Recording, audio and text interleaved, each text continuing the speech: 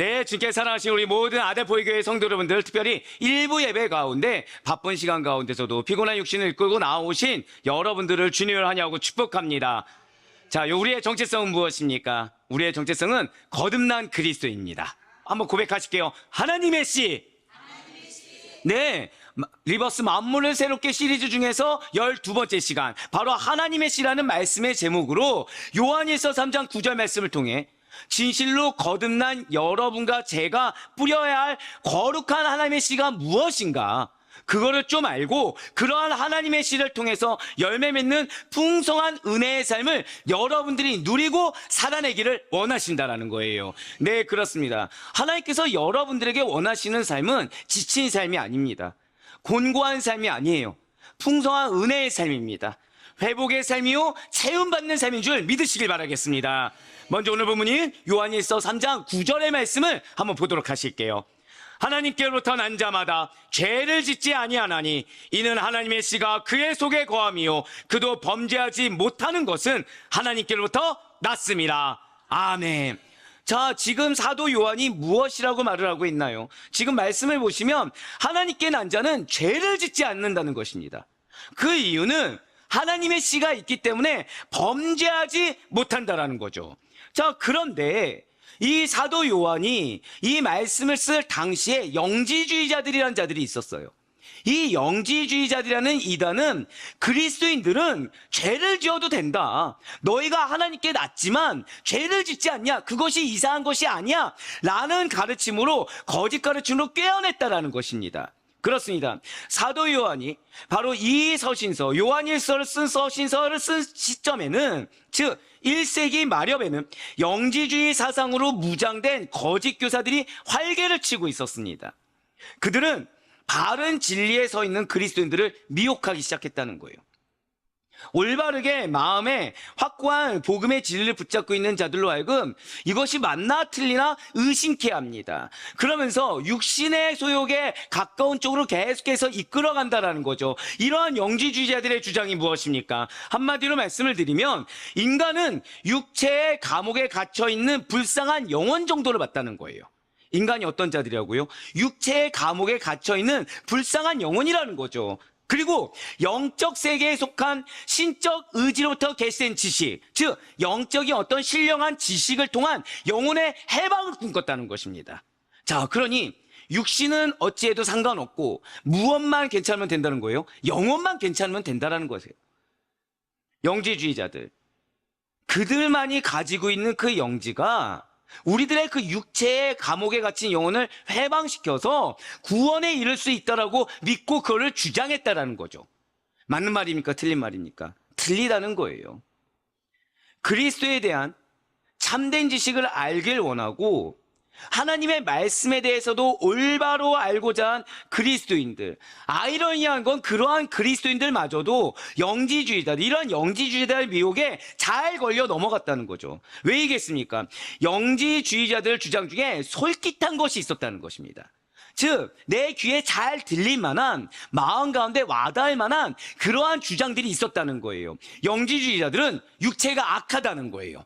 육체는 악하기 때문에 그것을 이유로 들어서 그리스도의 성육신을 거부하였습니다. 예수 그리스도는 그냥 몸을 가진 것처럼 보였을 뿐이야 라는 가연설이라는 걸 주장하든가, 예수라는 인간에게 그리스도가 임했다가 떠나신 거야 라고 주장하는 케린투스파의 주장들이 바로 영지주의자들의 전형적인 거짓된 말이었다는 거예요. 그렇다면 이러한 영지주의자들의 주장이 과연 우리 믿는 성도들의 삶, 그 주장에 미혹된 자들이 받아들인 그 성도들의 삶에는 어떠한 모습으로 나타내게 되었습니까? 극단적인 금욕주의가 있었어요. 또는 극단적인 쾌락주의가 있었습니다. 그 중심은 하나님이었겠습니까? 인간이었겠습니까? 인간이 중심이었다는 거죠. 인간의 입장에서의 금욕주의, 인간의 입장에서의 쾌락주의를 낳게 되었다는 거예요. 좀 더 쉽게 말씀드릴까요? 육체는 악하니까 가혹하게 다뤄야 된다는 겁니다. 어떠한 경우도 육체의 소욕을 이룰 만한 것은 단 하나도 존재해서는 안 된다는 거예요. 그래서 보다 더 금욕을 향해 나아가도록 육체를 쳐서 복종시켜야 된다는 것입니다. 또는 악한 육체는 원래 악하니까 인간이 죄를 지는 건 어쩔 수 없어. 죄를 지어도 상관없어. 영혼만 거룩하면 돼. 라는 식의 방종하는 삶을 이어가도록 미혹했다라는 것이죠. 이러한 영지주의의 사상으로 똘똘 뭉친 거짓 교사들이 성도들을 미혹하고 있습니다. 오히려 사도들의 가르침을 적대시하고 왜곡하며 호도했다는 거예요. 그러니 예수 그리스도를 사랑하고 교회를 사랑하며 성도를 사랑하는 사도 요한의 입장에서 이 영지주의자들이 얼마나 미혹했습니까? 진리를 해방하는 악한 무리들을 쫓아내야 마땅하다고 생각하지 아니하겠습니까? 그래서 사도 요한은 이렇게 영지주의가 판치는 때에 영지주의자들의 그 미혹에 자꾸만 넘어가는 성도들에게 다른 걸로 대항하려고 하지 않았어요. 절대 고백하실까요? 바른 진리. 그렇습니다. 바른 진리를 전하고자 했다는 거죠. 사는 성도 여러분들, 말씀 중심으로 사는 것이 왜 중요하냐면 우리의 삶에 바른 길을 제시할 수 있는 것, 우리의 삶에 참된 위로를 줄 수 있는 것, 우리의 삶에 온전한 승리를 주고 확신 가운데 거하게 할 수 있는 것은 바른 진리, 말씀 외에는 없다는 사실을 반드시 믿으시길 바라겠습니다. 사도들은 다른 걸로 해결하려고 하지 않았어요. 오직 말씀으로 성도들에게 바른 진리를 가르쳐 줌으로 말미암아 그 진리가 삶이 되게 되어 예수 그리스도를 만나도록 사도들은 가르쳤다라는 것입니다. 그래서 육체가 악하니 죄를 지어도 돼. 인간이 원래 악하잖아. 어떻게 그렇게까지 믿음 생활을 할 수가 있어? 그거는 예수님이니까, 일부 사람들이니까 가능한 거지. 죄를 짓는 거, 이것이 너희의 구원이나 너희의 교회 생활에 큰 지장을 주는 건 아니야. 죄가 없는 곳이 어디 있겠어? 라는 영지주의자들의 주장은 틀린 것이라고 반박을 했다라는 거예요. 진실로 성도들은 진리를 소유한 자들답게, 즉 한번 고백하실까요? 나는 하나님의 자녀입니다. 믿으십니까? 이게 우리의 정체성이에요. 바로 그 정체성에 합당하게 예수님이 보여주셨던 길, 예수님이 먼저 본을 보이셨던 길, 바로 빛된 삶, 성결한 삶, 거룩한 삶을 살아내기를 사도 요한은 가르치고자 했던 것입니다. 그러면서 사도 요한은 물질이 악하다고 하면서 방종과 쾌락을 옹호하는 이 거짓 교사들의 미혹을 반박하며 오직 죄를 짓지 않는 자들만이 빛 대신 하나님의 자녀들의 모습이 되어야 한다라는 그것을 권면했던 것입니다. 한번 오늘 본문인 요한일서 3장 9절 말씀을 다시 한번 더 보시길 바라요. 하나님께로부터 난 자마다 죄를 짓지 아니하나니 이는 하나님의 씨가 그의 속에 거함이요 그도 범죄하지 못하는 것은 하나님께로부터 났습니다. 아멘. 지금 사도 요한이 뭐라 주장하고 있습니까? 하나님께로부터 난 자, 즉 우리처럼 믿는 자들, 예수 그리스도를 믿고 이 안에 성령이 내주하시는 자들은 죄를 짓지 않는다는 거예요. 그 이유가 무엇이라고요? 하나님의 씨가 있기 때문에 범죄하지 못한다는 것입니다. 또한 하나님께 난 자들 속에 있는 하나님의 씨가 대체 어떻게 범죄하지 못하도록 하는 기능을 하는지, 그 상관관계도 살펴볼 수 있어야 된다는 거죠. 그렇다면 가장 먼저 하나님께로부터 난 자는 과연 무엇입니까? 저따 고백하실게요. 위로부터 난 자. 네, 맞습니다. 위로부터 난 자라는 거예요. 즉 영적으로 거듭난 자가 하나님께 난 자인 것입니다. 바로 예수님께서 이렇게 말씀하셨죠. 요한복음 3장 3절부터 5절까지의 말씀입니다. 예수께서 대답하여 이르시되 진실로 진실로 내게 이르노니 사람이 거듭나지 아니하면 하나님의 나라를 볼 수 없느니라. 니고데모가 이르되 사람이 늙으면 어떻게 날 수 있사옵나이까? 두 번째 모태에 들어갔다가 날 수 있사옵나이까? 예수께서 대답하시되 진실로 진실로 내게 이르노니 사람이 물과 성령으로 나지 아니하면 하나님의 나라에 들어갈 수 없느니라. 아멘. 네, 그렇습니다. 지금 3절 말씀을 보시면 거듭나지 아니하면, 즉 영적으로 거듭난 자라야만이 하나님의 나라를 볼 수 있는 영적인 안목을 갖추게 돼요. 그 가운데 순종했을 때 나에게 주는 위로도 들리게 되고, 순종했을 때 나에게 주시는 하나님의 음성 아닌 하나님의 사랑까지도 느껴지게 된다는 거예요. 그것이 무엇입니까? 살아가는 데 있어 중요한 가치가 점점 바뀌게 된다는 거죠. 살아가는 데 중요한 의미 역시도 점점 하늘의 신령 것으로 채워지는 과정이라는 것입니다. 과정 중에 하나가 무엇이라고요? 한 번 더 고백하실게요. 영적인 반응. 바로 그거예요. 영적인 반응이라고 해서 뭐 갑자기 막 영적인 게 보이고 이런 것만이 영적인 반응이 아니에요. 우리 마음 가운데 하다못해 부정적이든 긍정적이든 무엇이 있다고요? 반응이 있다는 거죠. 진정으로 거듭난 자, 하나님께로부터 난 자들은 오직 위로부터 주시는 은혜로 다시 태어남을 경험할 수가 있게 된다는 것입니다. 내가 의지를 가지고 나 거듭나야지 라며 다짐을 100번, 1000번 한다고 해서 내 입술만 가지고 그런 일들은 결코 일어나는 것이 아니에요. 어떠한 강력한 능력을 지닌 자들로 인해서, 육신적인 힘이 센 어떤 자들로 인해서 거듭날 수는 전혀 없다는 거죠. 오늘 본문에 하나님께로부터 났다, 그러면 이것은 과연 무엇을 뜻하는 것입니까? 하나님만이 여러분들을 거듭나게 하실 수가 있다는 거예요. 하나님만이 여러분들 마음 가운데 부정적이든 긍정적이든 반응, 영적인 반응을 이끌어내실 수가 있다는 것이죠. 그렇습니다. 진실로 그런 하나님의 주권적인 역사로 말미암아 타락한 죄된 본성을 가지고 하루에도 수십 번, 수만 번 죄를 짓기를 즐겨하는 불쌍한 중생들이 거듭남의 은혜를 입었어요. 마음 가운데 어떤 영적인 반응이라는 것을 경험할 수 있게 되었습니다. 그리하여 불법을 멀리하고 죄를 싫어하는 자들로 점점, 절단 고백하실까요? 단계적으로 변화받게 됩니다. 맞아요. 단계적으로 점점 변화받게 된다는 것이죠.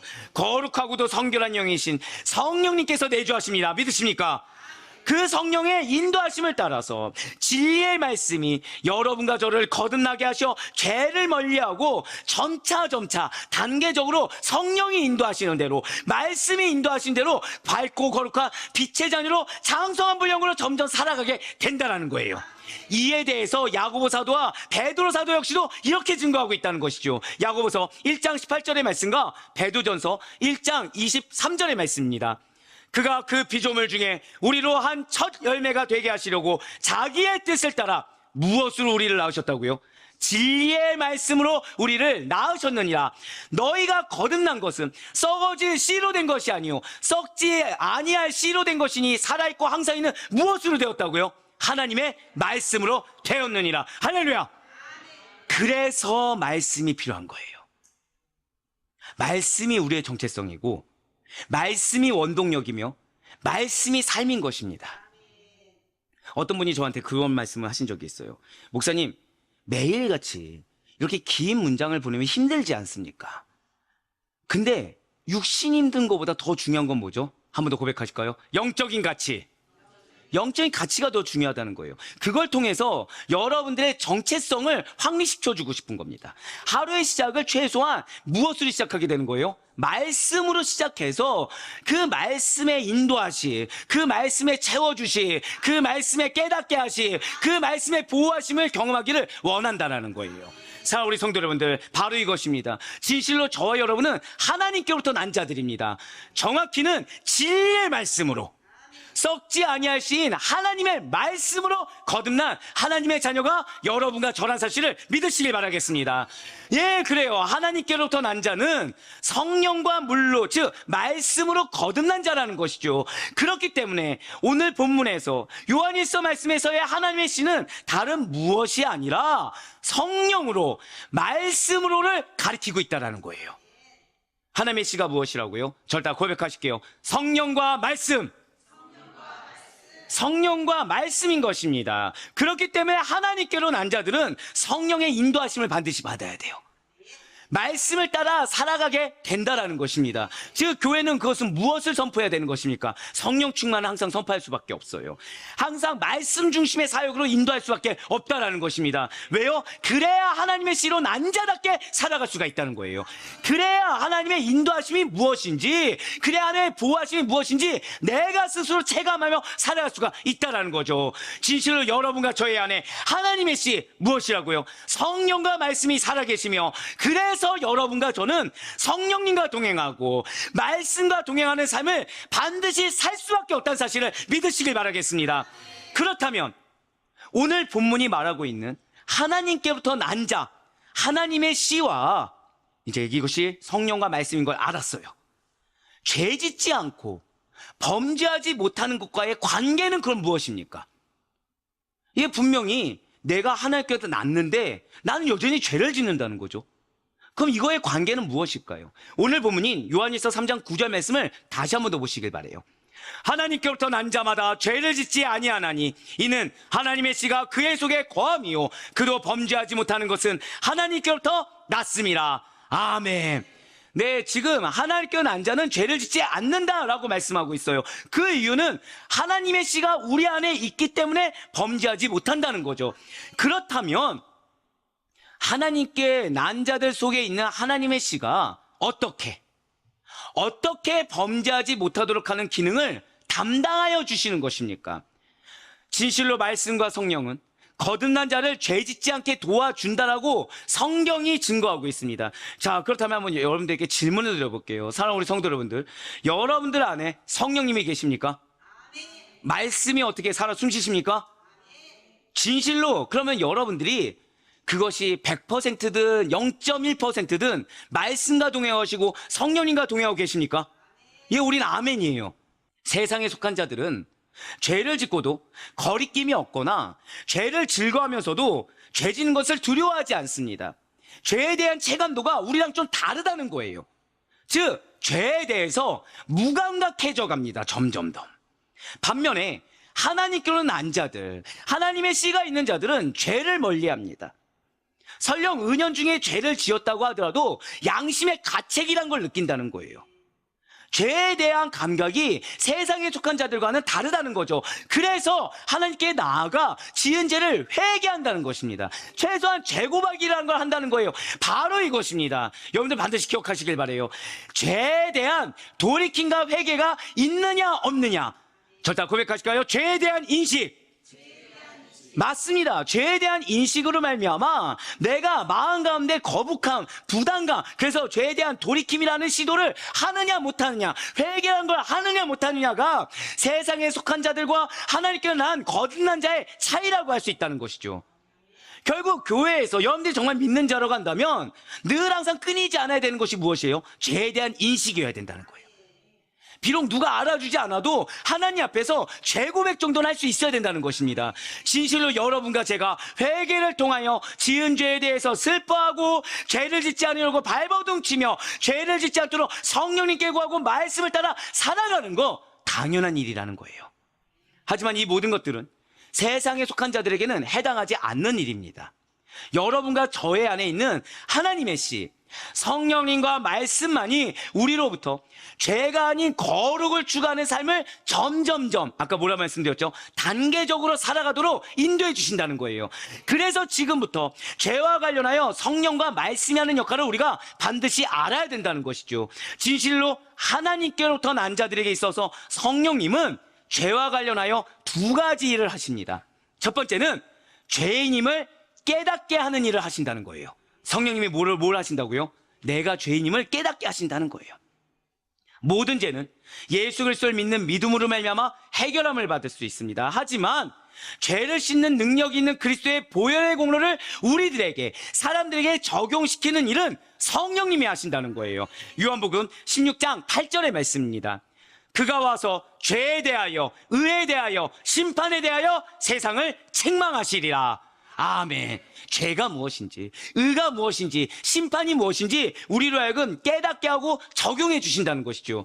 분명 예수님께서는 성령님이 오시면 죄에 대해 세상을 책망할 거야 라고 말씀하셨습니다. 이렇게 성령님께서 책망하시는 죄는 일상생활에서 반복하여 범하여 양심의 가책을 느끼게 하는 일반적인 죄가 아닙니다. 모든 사람이 날 때부터 죄인이라는 사실과 예수 그리스도를 믿지 않아 멸망에 이르게 하는 죄의 근원을 깨닫게 하시는 일이라는 것이죠. 아무리 옆에서 우리에게 너는 날 때부터 원죄를 갖고 있어, 너는 원래 악한 인간이야, 죄에 걸맞는 인간이야, 너 예수 제대로 믿지 않잖아, 그게 죄야라고 공격해도 성령님께서 책망하지 않는 영혼은 나는 아니야, 나에겐 기회가 있어, 나는 거듭난 자야 라는 반응을 할 수밖에 없다는 거죠. 즉 무엇이에요? 다시 한 번 더 힘내서 하나님께 나아갈 수밖에 없다는 것입니다. 두 번째로 성령님은 하나님께 난 자들에게 마음에 내주셔서 죄에 대해 승리하게 하는 역할을 해주신다는 거예요. 성령님이 우리에게 무엇에 승리하신다고요? 죄에 대해 승리하게 하신다는 것이죠. 바로 이에 대해서 사도 바울은 우리에게 이렇게 선포하고 있습니다. 갈라디아서 5장 16절의 말씀입니다. 내가 이르노니 너희는 성령을 따라 행하라. 그리하면 육체의 욕심을 이루지 아니하리라. 아멘. 네, 그렇습니다. 성령님이 우리로 하여금 죄 짓지 않도록 도와주신다는 거예요. 우리가 기도를 열심히 하는 가장 큰 이유 중에 하나가 이겁니다. 저다 고백하실게요. 성령의 음성을 들어야 한다. 바로 그거예요. 보다 더 성령님께 가까이 나아가기 위해서. 단순히 내 문제 해결이 아닙니다. 단순히 세상적인 이유 때문이 아닙니다. 성령님께서 우리를 도와주시는데 어떻게 도와주시는지 우리가 알아야 되지 않겠습니까? 그 성령의 내주하신 은혜를 덧입기 위해서. 정확히 말씀드리면 성령님이 내 안에서 어떻게 움직이시는지 경험하게 하기 위해서 우리가 보다 더 기도로 나아가야 된다는 거예요. 본래 모든 인간은 어떠했습니까? 아담의 후손으로 마귀를 따라 사는 부패한 존재들이며 사망의 종로를 타는 불쌍한 자들이 여러분과 저의 본질이라는 거예요. 사도 바울이 이러한 우리의 옛모습에 대해서 이렇게 증거하고 있습니다. 에베소서 2장 2절과 3절의 말씀입니다. 그때 너희는 그 가운데서 행하여 이 세상 풍조를 따르고 공중의 권세 잡은 자를 따랐으니 곧 지금 불순종의 아들들 가운데서 역사하는 영이라. 전에는 우리도 다 그 가운데서 우리 육체의 욕심을 따라 지내며 육체와 마음에 원하는 것을 하여 다른 이들과 같이 본질상 진노의 자녀였더니. 아멘. 맞습니다. 마귀의 종이었어요. 본질상 진노의 자녀였습니다. 하지만 성령님이 우리 안에 역사하시면 죄에 대해 인식하고 점점점 죄를 멀리하게 된다는 것이죠. 성령의 도우심이 없이는 그래서 아무도 스스로 죄를 몰아 내쫓았다라고 감히 말을 할 수가 없다는 것입니다. 성령님이 도와주셔야 죄가 인식되고 점점 죄된 삶에서 멀리 나아갈 수가 있다는 거예요. 그렇습니다. 반드시 잊지 마시길 바라요. 죄에 있어서 말씀의 역할 절대적입니다. 죄를 범하는 것은 근본적으로 성령님을 어기는 것이고 하나님의 말씀을 어기는 거라는 거예요. 그렇기 때문에 사도 요한은 명확하게 이렇게 우리에게 선포하고 있습니다. 요한일서 3장 4절의 말씀입니다.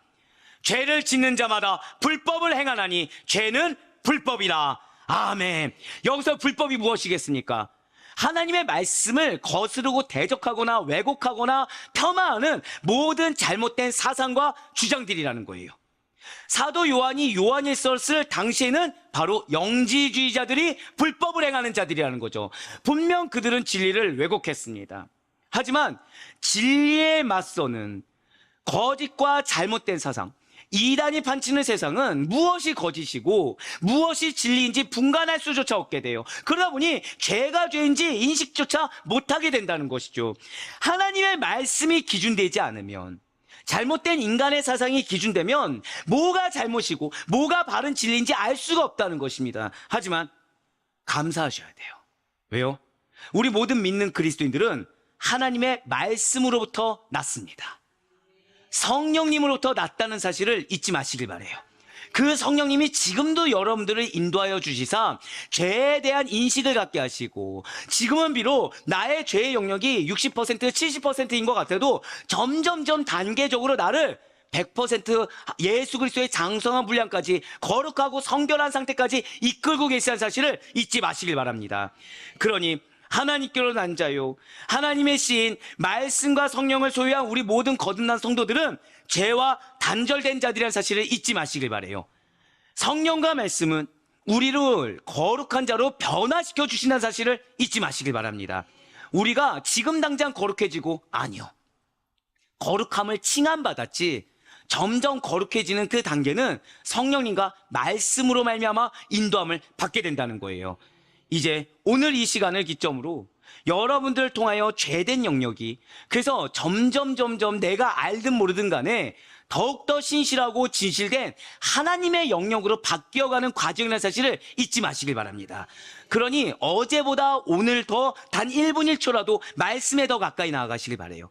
어제보다 오늘 더 1분 1초라도 기도에 더 가까이 나아가시길 바랍니다. 기도하는 법을 모른다고 하더라도 최소한 하나님, 내가 죄에 대해 인식하게 해달라. 하나님, 내가 보다 더 성령님의 음성을 듣게 해달라. 하나님의 영역으로 변화되게 해달라고 기도하며 나아가는 여러분과 제가 되길 간절히 소망합니다. 무엇을 의지하셔야 되겠습니까? 하나님의 씨인 말씀과 성령을 더욱 의지하시길 바라요. 그래야 바라옵건 없기는 이러한 성령님께 더욱더 의지하고 순종하심으로 말미암아, 이러한 말씀을 더더욱 순종해서 한 걸음이라도 더 지켜 행함으로 말미암아 우리의 주변에 허다한 죄의 미혹과 불법의 유혹에서, 죄와의 싸움에서 당연히 예비되어 있는 늘 승리의 그 풍성한 열매를 맺으며 나아갈 수 있는 우리 성도님들의 삶이 될 수 있기를 주님의 이름으로 간절히 축원합니다.